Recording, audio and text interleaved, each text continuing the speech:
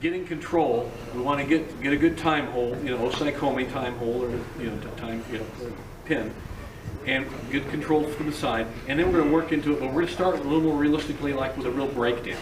So Derek, just so if Steve's down on elbows and knees, and Derek's going to hop around, he's going to get a forearm near leg, whatever breakdown he wants, some kind of a way to get him broken down, take it from stable to unstable position. Now Derek's going to park him there, okay? Park him there, control for as long as he needs to. So if like you're in a sambo match, you might want to pick up your points for the hold. Freestyle judo match, same thing. You're holding him like in a judo competition, you want to keep him there, but if he should escape, then you can take him further. But let's say we want to hold him, we decide he's been there long enough, I have control of him. Now we got to make sure we can't maintain good control. You might have to shift from one position to another to keep the control, but there we are. Okay, whatever he needs to do to stay on top. Now, from here, we're going to now start working more realistically for our submission. Just like you've been doing in your other drill, going from the hold to the submission, we're just going to add the breakdown into it. So we're breaking him down from stable, unstable, getting him on his back. And now Derek, he's established control, he's got Steve where he wants him. Now he's decided, okay, I'm going to make the move for the tap out. So then he could go, go ahead and finish out, whatever you want to do. So whatever move he'd want to do, he's going to finish out some kind of a tap out. Oh, he's got a nice little, sleeve choke action there, yeah. Or he could go to some bent arm lock, whatever. He may want to come over all the way on top, Okay, got it. Or he may want to come over and finish out like you guys were doing, and finish out with some other choke or arm lock, whatever it may be. So what we want to do is break him down, get him on his back, control, maintain that control, park him there. Like old Sean Watson used to say, park him there till he quits, and we're going to make him quit. Okay, now from there, then he would go on to get whatever type of submission hold he would want to do, and you can vary him, have fun with it. Okay, so that's the series we're going to work on right now. All right, let's go get him. Okay, we're working on the forearm near leg breakdown right now, and the guys are just drilling on it. In fact, Mike is helping John. This is his first time learning it actually, so we're just working on the basics here. The forearm near leg is exactly how we describe it. And you go right in the Munigatami or chest hold, you have a nice side position as it were. And the guys are just drilling on it now. So we start from the top, get that forearm, you can see. He would take the near leg, rolls them right over. Very clean. First time doing it, by the way. This is a basic breakdown. A lot of people in judo call them turnovers. We call them breakdowns here at Welcome Mat because you are breaking him down from a stable to an unstable position. You're not always turning him over on his back, but in this case you are. And this is the forearm near leg breakdown. I think it's one of the fundamental breakdown skills that you should learn. As you can see, John, as a white belt, is learning it right from the start of his career. So we're going to be drilling on this quite a bit. Mike starts it, he shoots the side, forearm, you can see how he takes the near leg and he rolls him. You want to roll him over his shoulder, don't try to pick him up and slam him on his back. You're rolling him. And this is a score in freestyle judo, by the way. If you were to roll him over onto his back, it would be a 1-point breakdown. And then the referee would probably, if you immediately went into an osaikomi situation like Mike has done, he would call 1-point breakdown osaikomi for whatever color who did it, red or white. So you see the forearm, you take the near leg, rolls him right over, and works it. Forearm near leg breakdown. It's a skill to learn, and an initial skill to learn. I think it's one of the fundamental skills in judo or jiu-jitsu. And no matter what level of competition you see, there you see a pretty good example of how to do it. No matter what level of competition, you will see this done.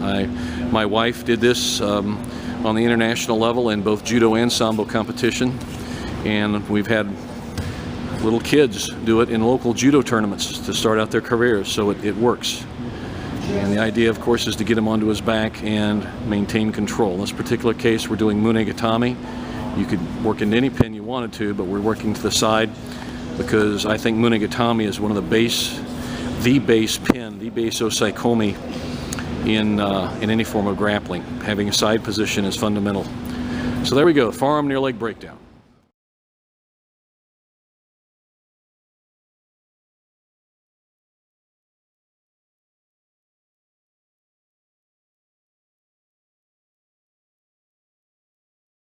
We're doing a belt Nelson to a side Munigatami.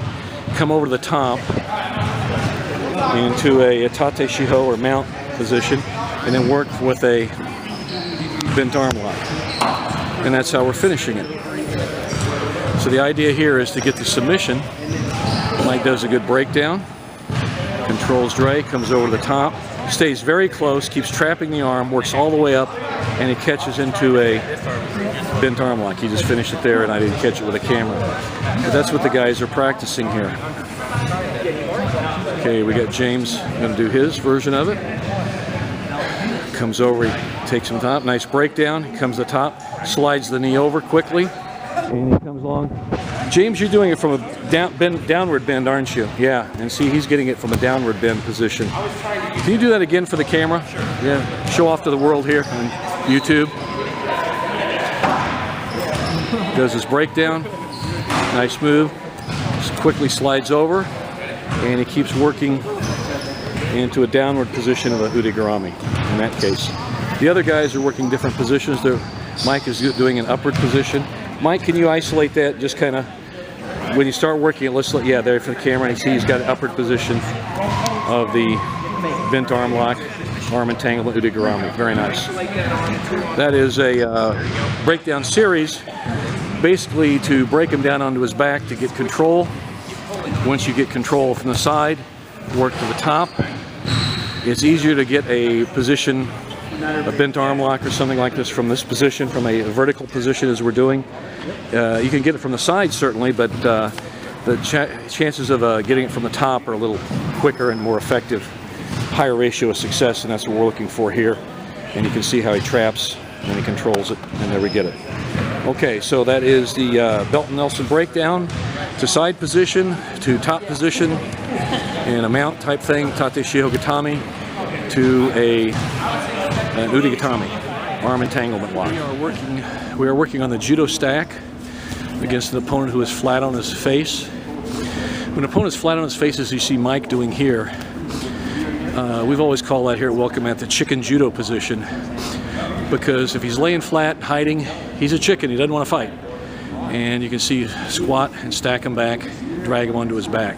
It's a quick, explosive move like you saw Ben do there on Jake. And you get him, got good side position, quick there, sorry, saw Sarah do there. And we work to the side, boom, right into osaikomi. In this case, a munigatami or chest hold. Notice how Mike didn't fall on his butt or fall on his knees initially. He jumped back. As he squatted, he jumped back.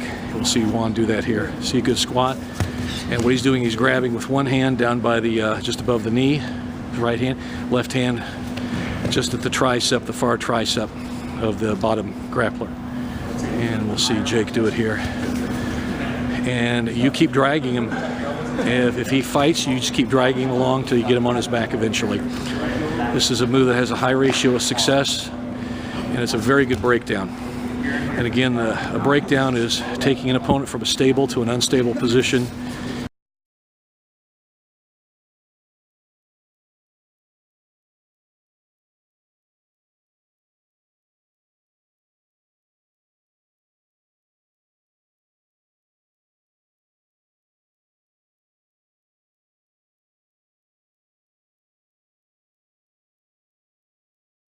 This is bread and butter stuff. This is like, you know, your basic staples of life in grappling, okay? And, you know, again, another way to put it is, like you got a brick building, this is the cement that holds the bricks together.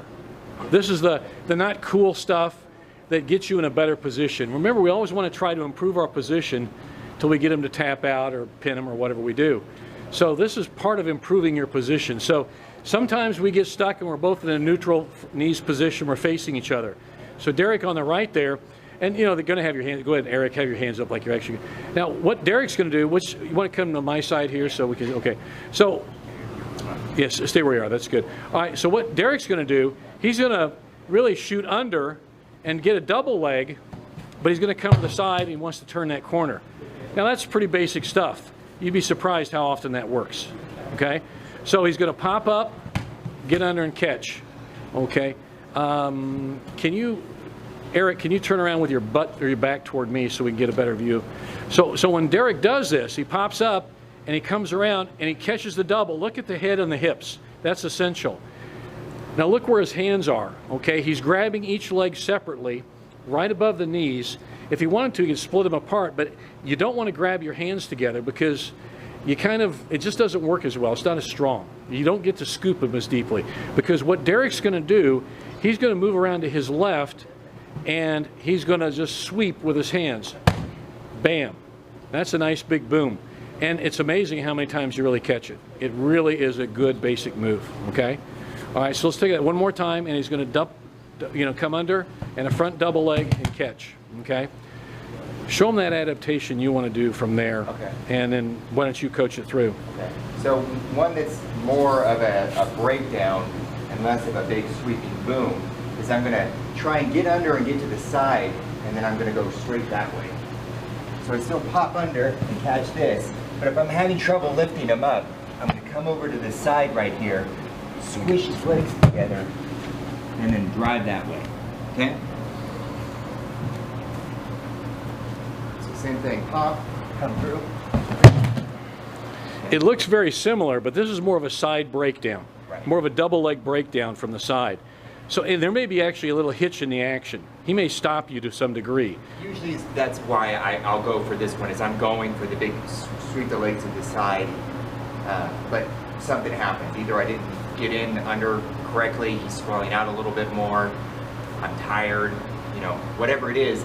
I didn't get the initial move, so if there's that hitch, I just take the side position and go straight through his hips. The guy may even post out with his left leg or something. So when Derek comes in and shoots see like that? Now he's going to have to kind of round that corner to help him get the breakdown. So it's really essential that you round that corner, like we say, shave off the edge, and that's what we're doing there, okay? Okay. Another way is if you shoot the double, and for some reason you get your head stuck under like this, okay, you think, oh boy, Derek's going to sweep him over and do it, but it may not work. So what he's going to do, see where his head is on the top guy, Eric's right hip? Okay, so you notice how he's got the legs. Now watch what Derek does. He scoots his butt to his own right, and he just dumps him off to the side, right there. And it looks like, and so you don't have this big sweeping movement. It's a sneaky little move that really works. It's a great breakdown from this neutral position here. Come to the side and catch him. The guy who used to use that a lot in our gym was Sean Watson. He purposely looked like he was always in bad position with his head across the guy's, his shoulder head. He did this on purpose, and he would just scoop him down. Okay, do it one more time, and then we'll practice these 3 moves. Come aside. We just call that the front dump because you're dumping him in front of you. Make sense, guys? All right, let's give it a try. Go get him. Hey, for YouTube, one more time, can you do that front dump, Derek? And we'll just kind of. So when you're doing this, YouTube viewers, come in the front. Now see how his head's on the hip just like before, but in this case, he's going to move his butt to his right. And now he's going to scoop and just drive him over there. Now you see he's got perfect side position. He can go right to a hold down or whatever he wants. That's why we do that. So these 3 are really good basic from the front neutral position. We see that a lot in all forms of grappling. And again, they're bread and butter moves, but they sure work a lot. They have a high ratio of success. We're working some basic breakdowns tonight. In this particular case, we're doing the Koshi-Garuma, or hip wheel breakdown, or head and arm breakdown, if you want to call it that, from wrestling. In this case, we're using a gi. It's a gi or no gi situation. But basically from a neutral kneeling position, grab them, roll them over, set them right into a nice Keisagatami and catch your time hold here, Osaikomi. And that's what we're doing right now. It's the drill we're doing, quick drill. And I do some, you do some. We work both right and left side. You never know which way you want to grab them, but in this case, you just come in and roll them quickly. And often in matches, in ground fighting situations, you'll be kneeling and facing each other. In this case, you just kneel and face them and roll them right into a Keisagatami. It's a very strong breakdown. We call this a breakdown because you're breaking them down from a stable to an unstable position. And we'll be doing some other breakdowns tonight, but this is one of the basic ones we do. There we go, Koshi-Garuma breakdown from a kneeling position. Part of the Hadaka Jime is controlling the lower half of the body. So like when I'm going for this, what I'm going to do is sink in my legs really tight to be able to drive him down and break down his posture. If I want to break it down, and go for it. It's going to be awkward to go for here. I can go for it, but I just get knocked over. So ultimately, I want to break it down somewhere, whether it's a 2-on-1, whether I want to Superman out. I'm going to use my hips to really drive him down and control his posture to where he can't use his legs to do anything. So from there, I'm just going to work that same position that Derek was talking about. And I like to really just drive in, get a firm grip here, use the back of the hand, drive in with my hips. If he starts, the other thing is he doesn't really have any hands to control. If he gets something in there, I'm going to get real tight, just like Derek was doing, because I don't want to give him anything to control here. So if I have to back up a little to get from him to grab him, that's what I'm going to do. So Mike, we got some background noise. Anybody watching the video, a lot of the guys are practicing throwing practice in the background. By the way, we're in the boxing MMA ring, and the guys on the Judo Jiu-Jitsu mat, Sambo mat, are all beating the snot out of each other, so it's why you may not hear us very well. But basically what you're saying here, Mike, is that you want to flatten them out, get a rodeo ride, and control, get the hooks in. And what you said initially was a key thing. A lot of chokes, almost all chokes, start with your legs. That sounds, well, what do you mean I'm not choking with my legs? Well, yeah, I am, because you're controlling with the legs. So by flattening them out and controlling with the legs, that controls the upper body. Don't do this, because this is not good. I'm going to lose it. So if I'm in here working, hand fighting, I'm hand fighting his neck. And I'm really getting tight, and I'm continuing to drive with the legs. Yeah, and that's another thing you guys were pointing out earlier when we were talking about the basic figure 4, as it were, application, Hadaka Jime. There's a lot of hand fighting going on. He's not going to let you choke him or strangle him. So what you have to do is slide that in. You really use the back of your hand on the back of his head and like a knife slice into him. That's what you guys are doing. Can you show that again? I'll get it, just flatten them out. We can kind of get a view from here. Flatten out, bam. Okay, I got too close. Let me get away here from you. Okay, there we go. Coming up through there. And you got it. Now, stay there without killing the poor guy. But look at, I'm gonna switch the camera to the back end here, and look, everybody can see, anybody knows chokes, you want his feet flailing in the air like that. Mike's leaning forward, driving into the action of the choke with the feet up in the air, Derek's feet up in the air, waving bye-bye, waving tap out. And that's what we've got there. So that's a key thing in flattening him out in a rodeo ride, because you want to make it extremely uncomfortable. His face is flat on the mat, and he has nowhere to go except in your arms. Out, yeah, out. They can go out. That's good. We're good, but he can tap out first. Solid finish then. I mean, if we're fighting here for posture, if we're in a seated position, I've got to work a lot harder to get that choke, because he's still got his legs, but I'm going to control as much as I can. I'm going to do the same technique that Derek does, whereas I'm just climbing up his shoulder to really sink it in tight. I like to shove him forward, keep it in as tight as I can. But it all started, Mike, with your right hand around and really manipulating that shoulder in. See that key point there? That really works there. Like the drag. Yeah. And you've got to control it, and then you can finish it out. I don't want to finish there on my back, but I did. Yeah, we don't like to have the weight of our opponent on us. Yeah, you're right. But in that case, sometimes you might. So that's the case. So it's a good old-fashioned figure 4 approach. The good old sleeper hold from catch wrestling, Hadaka Jime, naked strangle, naked constriction. Okay? Thanks a lot, guys. You guys are working on a rolling kata hajime single wing choke, getting in a seated rodeo ride, and then switching over to Juji Gatami. We're just drilling on this right now.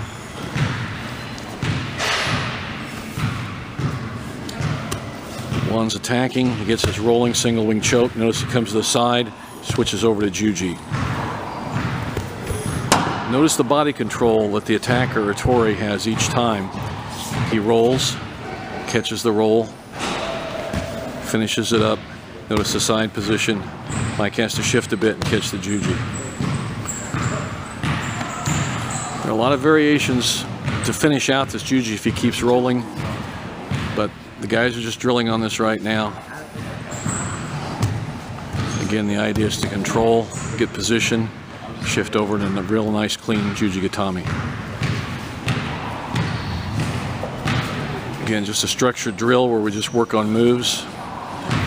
I do a move, you do a move. That's good side position, shifts over, and he finishes with a juji.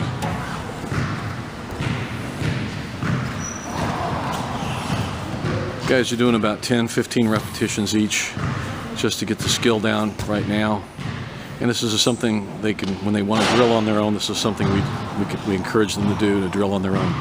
Nice skill drill. That's what we call a skill drill. Working on technique, a lot of repetition, correctly done. Good technique, good skills. This is rolling kata hajime, single wing choke, into a seated rodeo ride, and then finish with a juji gatame. Kind of a double trouble move, and it certainly works well. There we go.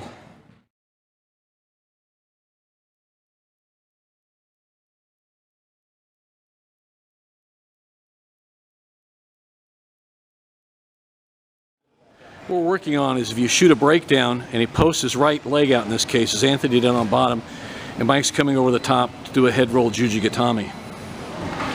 And we finish it. Mike, you want to show that one more time for the camera?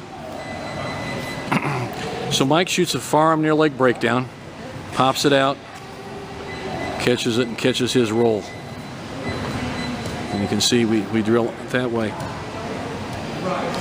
Hey Anthony, you want to show the basic way we were doing? Another way to do it is Anthony's going to shoot a forearm near leg, and Mike posts his right leg out to stop it, kicks it over, posts on the head, rolls over that direction, and takes him back. One more time for the camera, Anthony. This is forearm near leg breakdown to head roll juji gatame. And you can see he just rolls him over, kicks it over, and finishes it. Nice drill.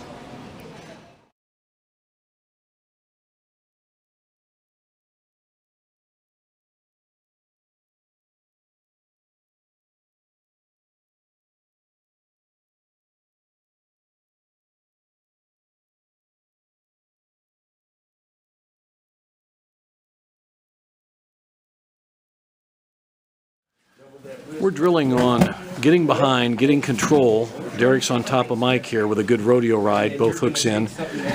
And if Mike is a really tough guy, and in this case, and Mike is a tough guy, but he is getting up to a base again. So in this case, Mike's flattening Derek out. And if Derek comes back to his base, we got to have a plan B. So that's what we're kind of working on right now. You know, I want to get behind him, flatten him out, get my hooks in, keep his back. But if that's not possible, then I'm going to work on something else. And this is what there we got a nice rolling kata hajime, single wing choke. Mike, I think, did an arm lock earlier. Flattens him out. There we go. Derek comes back up. Now Mike's doing a hip roll juji in this particular case. So we're working on a plan B. If the guy is a tough guy, gets back to a base, up on elbows and knees. See that flat? In this case, he rolled. Derek's going to keep him. Okay, now Mike's going to, Mike can get back up on his knees and feet there. And now we're seeing a hip roll juji in that case. So that's what we're working on now. It's the guy doesn't always cooperate with you, your opponent. He's going to want to get up. He wants to get back to a base. Well, we'll allow that to a certain degree, and then we'll finish him. So we're working on a breakdown, flatten him out. He comes back to a base. There we can see, flattens him out. Mike's going to come back to his base. Now Derek has to have a plan B. In this case, he rolled back into a nice back roll juji in that particular case, very much like the Adams roll. So that's what we're drilling on right now. It's a very good active drill. And again, the bottom guy is cooperating with the top guy, the top grappler, so that we're working this. You can have varying levels of cooperation, but we're doing this right now, and, you know, about 50% resistance. So the top grappler has to figure out what to do in plan B. In this case, there we got a nice roll into a juji gatame. So that's the drill.